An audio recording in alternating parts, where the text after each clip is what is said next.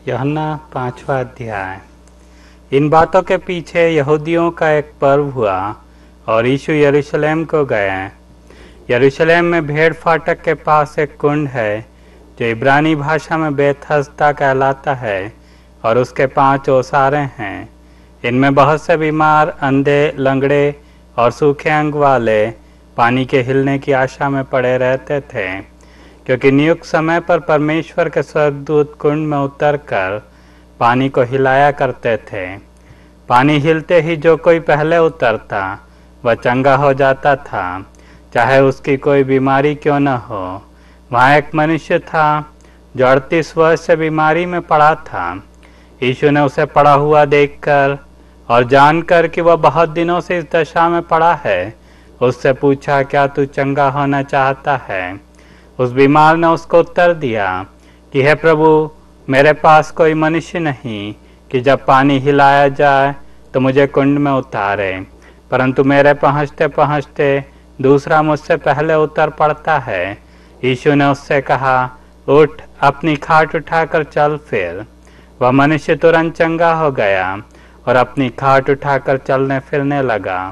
वह सब्त का दिन था, इसलिए यहूदी उससे जो चंगा हुआ था कहने लगे कि आज तो सब्त का दिन है, तुझे खाट उठानी उचित नहीं। उसने उन्हें उत्तर दिया कि जिसने मुझे चंगा किया उसी ने मुझसे कहा, अपनी खाट उठाकर चल फिर। उन्होंने उससे पूछा, वह कौन मनुष्य है जिसने तुझसे कहा खाट उठाकर चल फिर? परंतु जो चंगा हो गया था वह नहीं जानता था वह कौन है, क्योंकि उस जगह में भीड़ होने के कारण यीशु वहां से हट गया था। इन बातों के बाद वह यीशु को मंदिर में मिला। तब उसने उससे कहा, देख, तू तो चंगा हो गया है, फिर से पाप मत करना, ऐसा न हो कि इससे कोई भारी विपत्ति तुझ पर आ पड़े। उस मनुष्य ने जाकर यहूदियों से कह दिया कि जिसने मुझे चंगा किया वह यीशु है। इस कारण यहूदी यीशु को सताने लगे, क्योंकि वह ऐसे ऐसे काम सब्त के दिन करता था। इस पर यीशु ने उनसे कहा कि मेरा पिता अब तक काम करता है और मैं भी काम करता हूँ।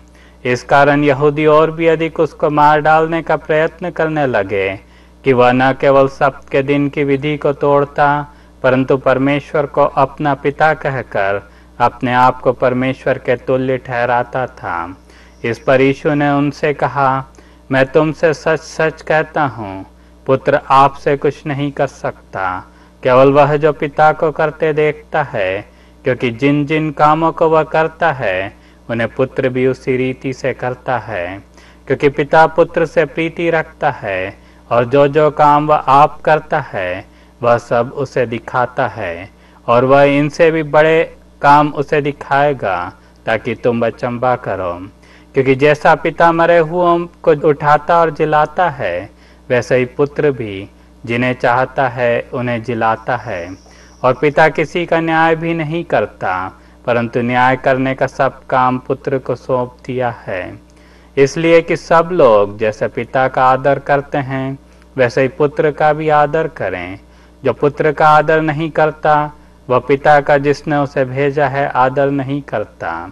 मैं तुमसे सच सच कहता हूँ, जो मेरा वचन सुनकर मेरे भेजने वाले की प्रतीति करता है, अनंत जीवन उसका है और उस पर दंड की आज्ञा नहीं होती, परंतु वह मृत्यु से पार होकर जीवन में प्रवेश कर चुका है। मैं तुमसे सच सच कहता हूँ, वह समय आता है और अब है जिसमें मृतक परमेश्वर के पुत्र का शब्द सुनेंगे, और जो सुनेंगे वे जिएंगे।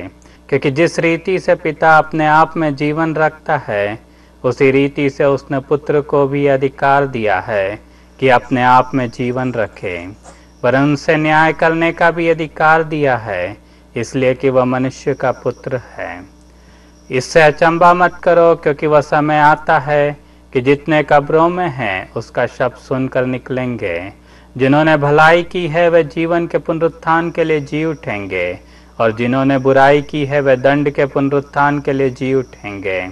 मैं अपने आप से कुछ नहीं कर सकता, जैसा सुनता हूँ वैसा न्याय करता हूँ, और मेरा न्याय सच्चा है, क्योंकि मैं अपनी इच्छा नहीं परंतु अपने भेजने वाले की इच्छा चाहता हूँ। यदि मैं आप ही अपनी गवाही दूं तो मेरी गवाही सच्ची नहीं।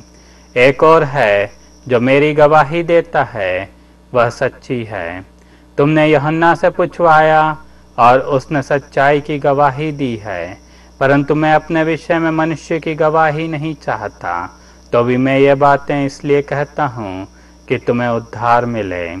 वह जो जलता और चमकता हुआ दीपक था और तुम्हें कुछ देर तक उसकी ज्योति में मगन होना अच्छा लगा, परंतु मेरे पास जो गवाही है वह यूहन्ना की गवाही से बड़ी है, क्योंकि जो काम पिता ने मुझे पूरा करने को सौंपा है, अर्थात यही काम जो मैं करता हूँ, वे मेरे गवाह हैं कि पिता ने मुझे भेजा है, और पिता जिसने मुझे भेजा है उसी ने मेरी गवाही दी है। तुमने न कभी उसका शब्द सुना, न उसका रूप देखा है, और उसके वचन को मन में स्थिर नहीं रखते, क्योंकि जिसे उसने भेजा उसकी प्रतीति नहीं करते। तुम पवित्र शास्त्र में ढूंढते हो, क्योंकि समझते हो कि उसमें अनंत जीवन तुम्हें मिलता है, और यह वही है जो मेरी गवाही देता है। फिर भी तुम जीवन पाने के लिए मेरे पास आना नहीं चाहते।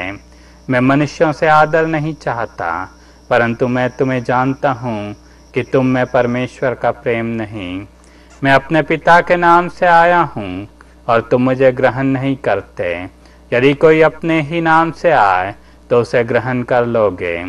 तुम जो एक दूसरे से आदर चाहते हो और वह आदर जो अद्वैत परमेश्वर की ओर से है नहीं चाहते, किस प्रकार विश्वास कर सकते हो? यह न समझो कि मैं पिता के सामने तुम पर दोष लगाऊंगा। तुम पर दोष लगाने वाला तो है, अर्थात मूसा, जिस पर तुमने भरोसा रखा है। क्योंकि यदि तुम मूसा की प्रतीति करते तो मेरी भी प्रतीति करते, इसलिए कि उसने मेरे विषय में लिखा है। परंतु यदि तुम उसकी लिखी हुई बातों की प्रतीति नहीं करते तो मेरी बातों की क्यों कर प्रतीति करोगे?